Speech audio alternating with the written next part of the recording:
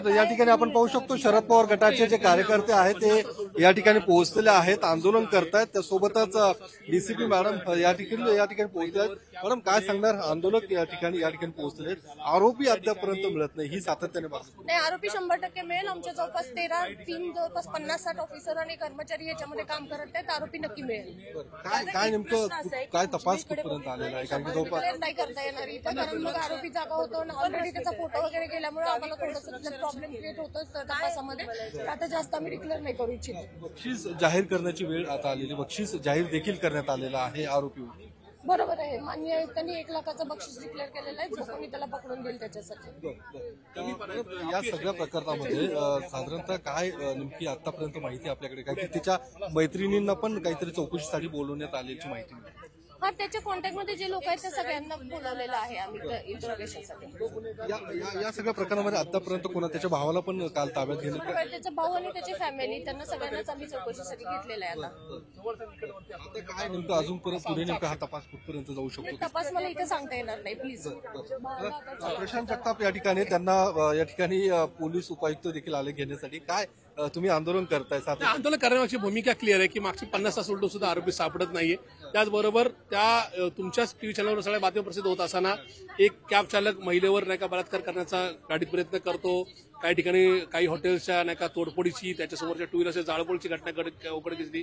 याचाच अर्थ या ठिकाणी कुठेतरी लॉ अँड ऑर्डरची परिस्थिती खराब आहे असा आमचा आरोप आहे। आमचं म्हणणं आहे, आमचा पुणे पोलीस किंवा महाराष्ट्र पोलीसवर आक्षेपच नाही, आमचं म्हणणं आहे की हे सगळे जे गुन्हेगार आहेत, कोयता गँगपासून सगळे हे राजकीय पक्षांशी किंवा सत्ताधारी पक्षांशी संबंधित आहेत।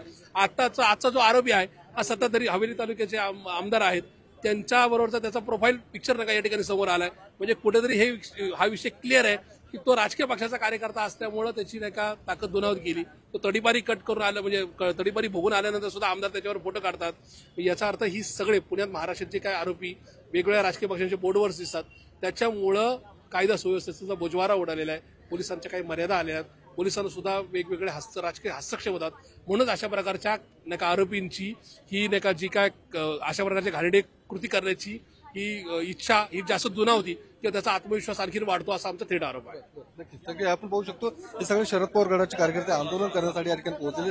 काय नेमकं तुम्ही या ठिकाणी आंदोलन करतात, आरोपी अद्यापर्यंत मिळत नाहीये?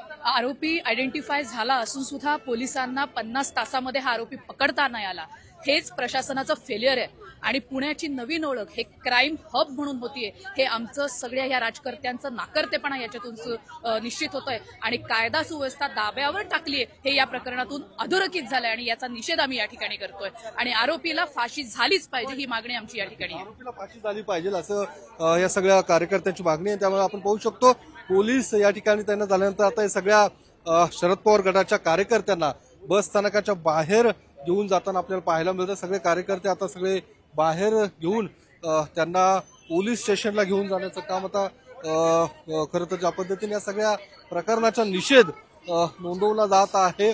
कार्यकर्ते आक्रमक झालेले आहेत, वेगवेगळ्या संघटना पदाधिकारी या ठिकाणी येऊन या सगळ्या घटनेचा निषेध करतात आणि आरोपीला तात्काळ अटक करण्याची मागणी देखील या ठिकाणी होताना आपल्याला पाहायला मिळते।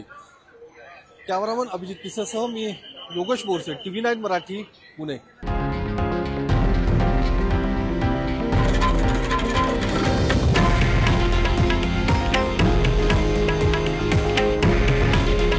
हे आहे देशातील नंबर 1 न्यूज नेटवर्क आणि आपण पाहत आहात TV9 मराठी। काळजी तुमची, हित महाराष्ट्राचं।